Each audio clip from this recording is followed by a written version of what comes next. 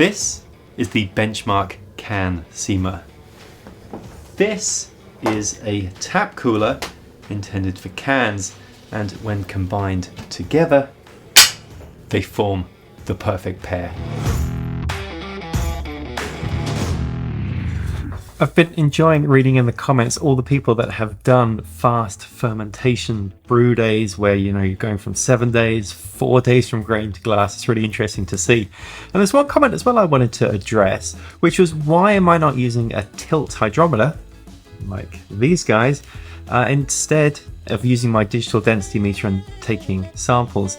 And I mean, well, obviously one problem is that I don't have a working one right now, but I just never really had a lot of luck with accuracy with these things. I mean, they are good enough to tell you when fermentation is coming to a close, but I found during fermentation that they can be pretty wildly unreliable.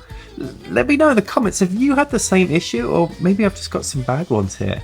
So let me show you how this works. I've been using this Benchmark with a tap cooler, but the tap cooler I was using was intended for bottles, and as a result it wasn't really doing a very good job of sealing the can from the air and whatnot when I was filling it. But this tap cooler is modified to let you mount cans to it, and it has these magnets here which just hook on the back of anything metal, like maybe your kegerator. Well, I have this space on the back here of my Benchmark, and it's absolutely perfect for that. And first thing to say is, my goodness, these magnets are incredibly strong. So let me show you how this works. I've got a keg here just of Star Sam. I'm gonna hook this up. This is kind of the exhaust, so we'll just put this into this jug here just in case anything comes out. So you attach pressure here through CO2. And then I have this rod here, which I'm going to put in my can. Now, if I press this button here, that's using the CO2, so I can flush out my can that way. And then if I open this here, the liquid flows out of the keg. So that's the theory of it all. Let's apply this to canning some beer.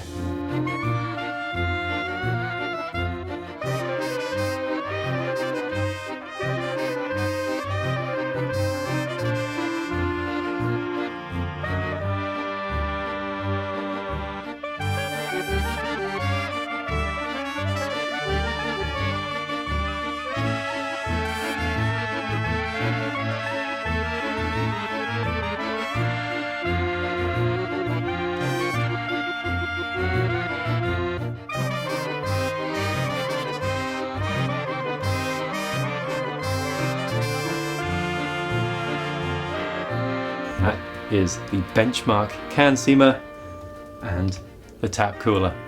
Pretty neat. Now, an update on the gravity of the beer. Well, it's still bubbling through the airlock, and when I took a gravity reading, I'm at 1013, so I don't think there's probably much further to go now. I think we're nearly there.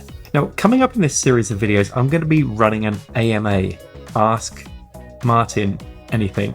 So if you've got any questions for me, just, you know, about home brewing or the videos that I make, pop them in the comments today and I'll get to those in a later video in this series.